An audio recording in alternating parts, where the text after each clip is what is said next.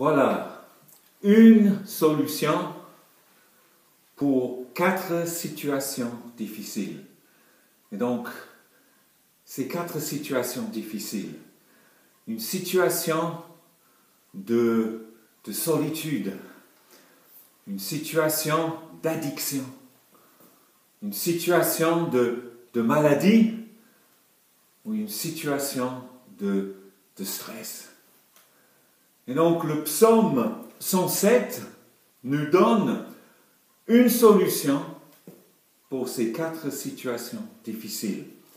Le psaume 7, ça commence « Célébrez l'Éternel, car il est bon, car sa bienveillance dure à toujours. » Et tout simplement, c'est la bienveillance de l'Éternel qui est la solution.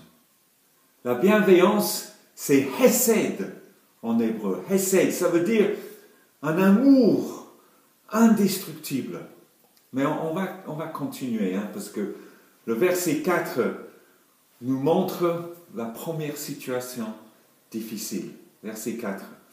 Ils erraient dans le désert, en chemin sur une terre aride. Ils ne trouvaient pas de ville habitable, une solitude. Leur âme était abattue. Et donc là, dans cette situation d'abattement, qu'est-ce qu'ils ont fait? Dans leur détresse, ils crièrent à l'Éternel et il les délivra de leurs angoisses. Il les conduisait par le droit chemin pour qu'ils aillent vers une ville habitable, vers la communion fraternelle. Qu'ils célèbrent l'Éternel pour sa bienveillance, pour son hesed et pour ses merveilles en faveur des humains. Après, deuxième solution difficile, verset 10. D'autres habitaient les ténèbres et l'ombre de la mort, prisonniers dans leur malheur, prisonniers dans leurs addictions et dans les fers. Et encore, comme dans la première situation, verset 13, dans leur détresse, ils crièrent à l'Éternel. Qu'est-ce que vous faites dans votre détresse? On peut faire un tas de choses, mais je vous conseille de crier à l'Éternel, de prier. Dans leur détresse, ils crièrent à l'Éternel et il les sauva de leurs angoisses. Il les fit sortir des ténèbres, de l'ombre de la mort, et il rompit leurs liens. Qu'ils célèbrent l'Éternel pour sa bienveillance et pour ses merveilles en faveur des humains. Car il a brisé les portes de bronze, il a rompu les verrous de fer. Troisième situation, situation de maladie. On peut dire les fautes, les crimes, les péchés sont la source de tous nos maux. Donc nous lisons ici verset 17. Les insensés, par leur conduite criminelle et par leur faute, s'étaient rendus malheureux.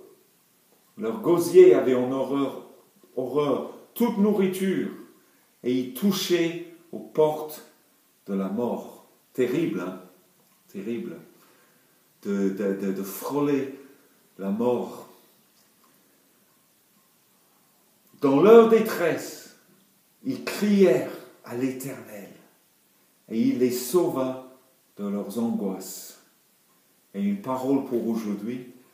Il envoya sa parole et les guérit et il les délivra de leurs infections. Amen. Il les délivra de leurs infections. Qu'ils célèbrent l'Éternel pour sa bienveillance, pour son hesed et pour ses merveilles en faveur des humains. Et dernièrement, le problème du stress, verset 23. Ceux qui voyageaient sur la mer dans des navires et qui faisaient des affaires sur les grands eaux. Ils montaient vers les cieux ils descendaient dans les abîmes.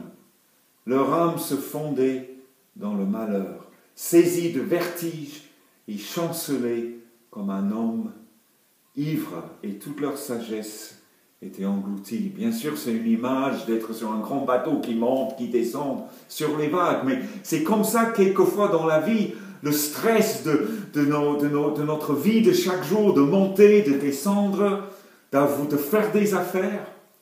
Et donc il y avait une détresse qui dépassait la sagesse humaine. Et verset 28 encore, dans leur détresse, ils crièrent à l'Éternel et il les fit sortir de leurs angoisses. Il arrêta, calma la tempête et les flots se turent. Ils se réjouirent de ce qu'ils s'étaient apaisés. Et l'Éternel les conduisit au port désiré. Au port désiré. Dieu veut vous conduire au port désiré. Il veut vous libérer de vos situations difficiles. Comment il fait ça, comme j'ai dit au début? Par son hesed, par sa bienveillance, par son amour indestructible. Et nous lisons qu'il célèbre l'Éternel pour sa bienveillance et pour ses merveilles en faveur des humains.